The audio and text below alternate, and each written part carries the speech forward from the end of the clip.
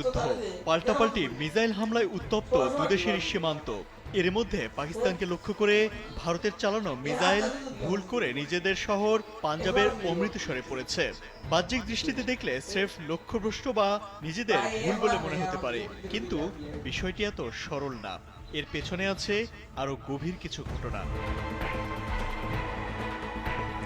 তাহলে কি মোদী সরকার পরিকল্পিতভাবেই নিজ দেশের মানুষকে টার্গেট করে মিসাইল ছুটছে? লক্ষ্যবস্তু বানাচ্ছে কি পাঞ্জাবের শিখ সম্প্রদায়কে? এমন কথা যদি সত্য হয়, তাহলে প্রশ্ন উঠছে, কেন নিজ দেশের মানুষকে মারতে চাইছে ভারত? এর উত্তর খুঁজতে আমাদের যেতে হবে 2 সপ্তাহ পেছনে।